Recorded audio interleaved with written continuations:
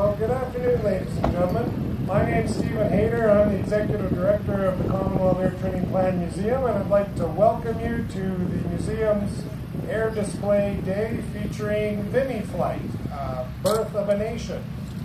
We just had the museum's aircraft line up. They're just getting ready to be in position for their part in our show tonight.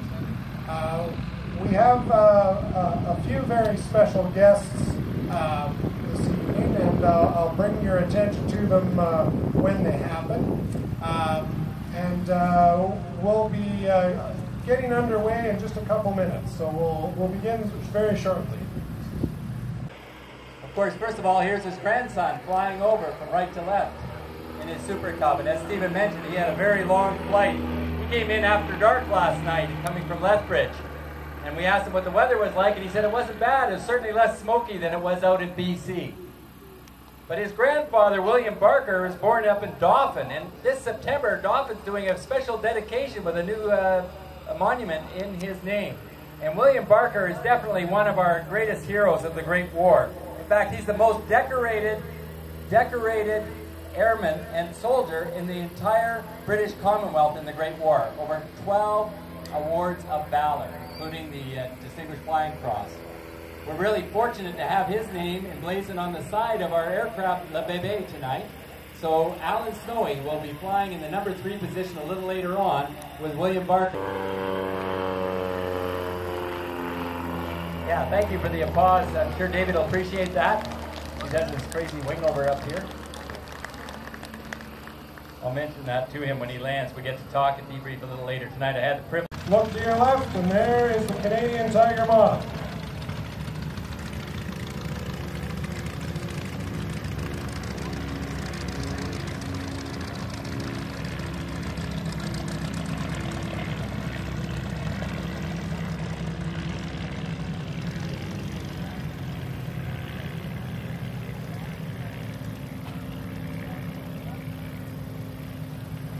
Vimy Flight is now getting ready themselves. Now the pilot in our Canadian Tiger Moth, his name is Peter Moody. He's the chief pilot at the museum. And we're very grateful for our flying committee. Retired airline pilots. Some are even active airline pilots. And they dedicate a lot of hours to training, to flying, to ensure they have the proper skills to fly these aircraft safely. That is the Cornell that just flew by, and the Tiger Moth is just passing by.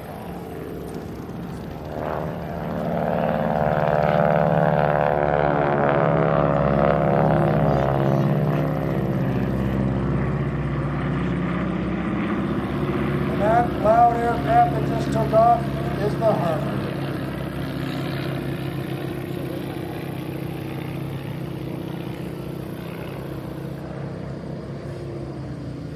Now, the Cornell is banking and will fly in front of you. It's a Cornell PT-26, part of the museum collection for many years. If you can believe it, while you watch it right now, when it was found, it had a tree growing through it.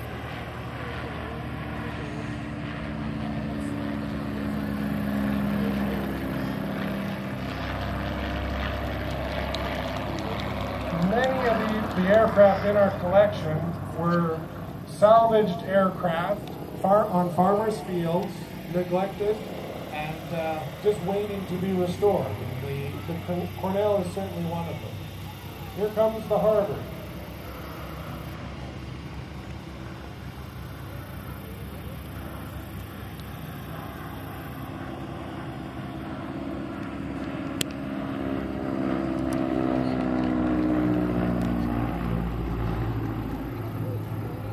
Now, the Cornell was originally designed as a trainer for the American Air Force, and it was designated PT-19.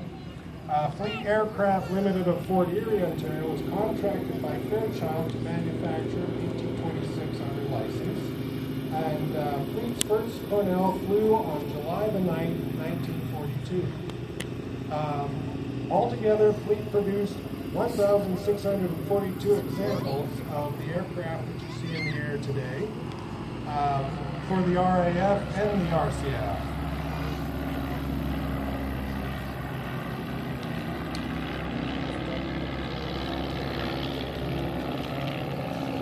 When the Cornell was acquired, it was in a very sad state. Like I said, it had a tree growing through it. And it was restored, started back in 1986 and was flying in 1988.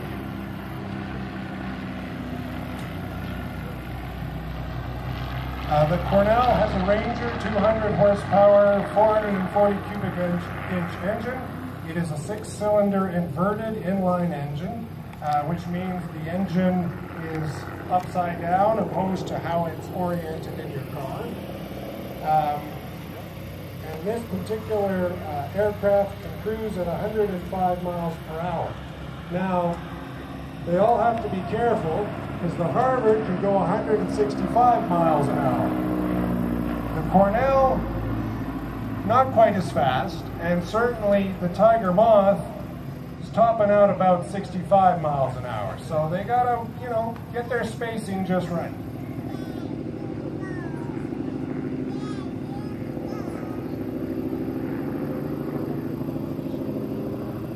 Harvard was a familiar sound in Canadian skies, recognized as one of the most outstanding aircraft of its era.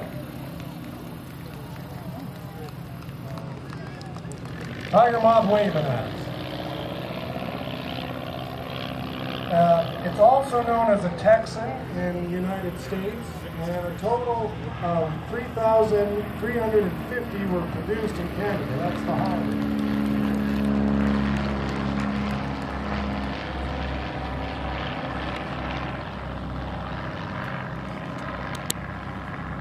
So they were prepared to fly combat aircraft, such as the legendary Hurricane and Spitfire. Here he comes.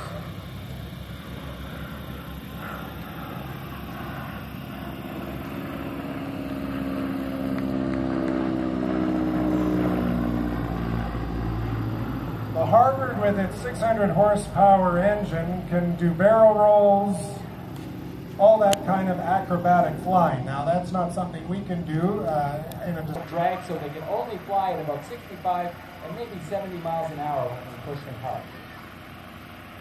They've just come over the road at 500 feet and they're south descending down towards 200 or 250 feet. And here's Dave Wilson, of course, with the requisite white silk scarf flying up behind.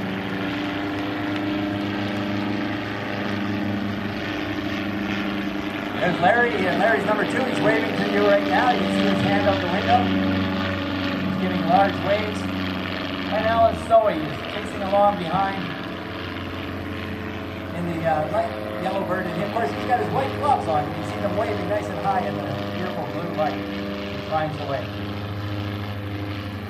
These engines are not the rotary engines of World War I, but they're actually Volkswagen derivatives. They're actually an old Volkswagen block that's been converted for aviation. Some of them have 2 plugs per cylinder, modern